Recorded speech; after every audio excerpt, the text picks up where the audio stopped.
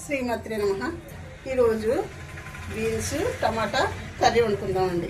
దానికి కావాల్సినవి ఇదిగోండి బీన్స్ 200 గ్రాములు, 4 టమాటాలు, 5 పచ్చిమిరపకాయలు, ఇదిగోండి ఉప్పు, కారం, పసుపు, ఏంటి కొబ్బరిపాలు, కొబ్బరి చెక్క ఉందని కొబ్బరిపాలు తీసుకున్నానండి. ఏ కర్రీలోనే సరే కొబ్బరిపాలు వేసుకుంటే చాలా బాగుంటుందండి.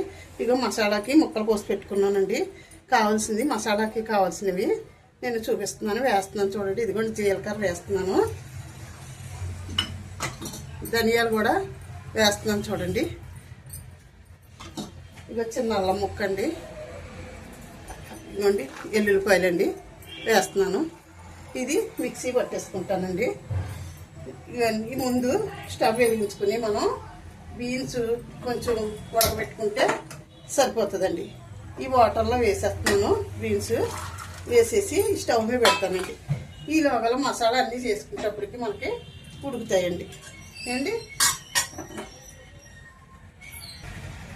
ఇది చూడండి, మసాలా చేసుకున్నాను. తర్వాత ఏంటంటే మనకి ఈ టమాటాలు కూడా కట్ చేసుకోవాలి కదండి. కట్ చేస్తాను, కట్ చేసి ఉదికిని పెడితే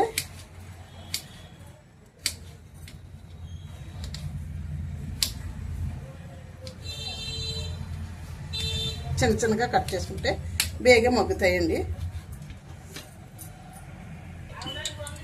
ఇదిగో చూడండి, ఆయిల్ పెట్టుకుని గిన్నె పెట్టుకున్నాను. ఇదిగో మసాలా కూడా చేసుకున్నానండి. చూడండి, మీకు ఇందాక ముక్కలు చూపించాను కదా.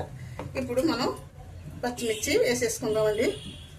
వేసిందండి, మసాలా కూడా అంతా వేసుకోనండి, అంటే కొంచెం స్టోర్ చేసుకుంటానండి నేను.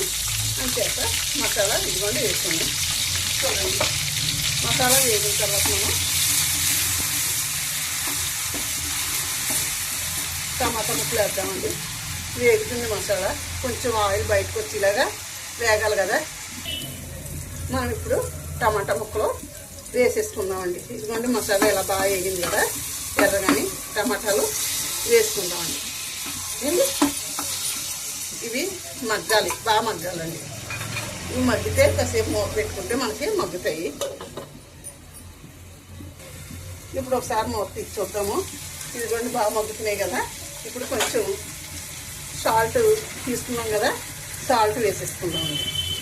ఈ సాల్ట్ అయితే ఇంకా కొంచెం బాగా మగ్గుతాయండి. ఏంటి వాటర్ దిగుతుంది, సాల్ట్తో బాగా మగ్గుతాయి టమాటాలు. మగ్గేటప్పుడు మనం బీన్స్ వేసేసుకుందాం. ఇది ఎంత బాగా వేగితే అంత టేస్టీగా ఉంటుందండి కర్రీ. ఒక్క నిమిషం మనం ఇంకా మగ్గించుకుందామండి. బీన్స్ వేసుకుందాము. చూడండి, బీన్స్ తీసుకొచ్చాను, ఇవి ఉడుకుతున్నాయి కదా, వేసేస్తున్నాను.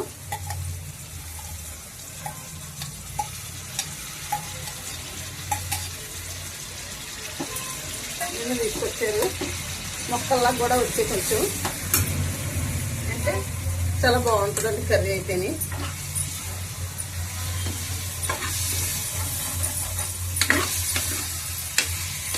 ఒక్క నిమిషం ఉడికితే సరిపోతాయండి మనకి.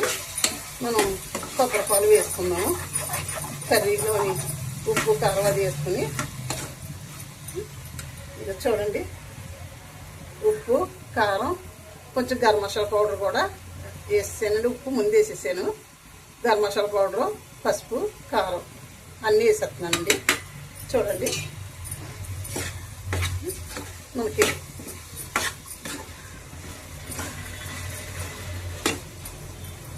కొబ్బరిపాలు కూడా వేస్తున్నానండి. చూడండి, కొబ్బరిపాలు కూడా వేసేస్తున్నాను.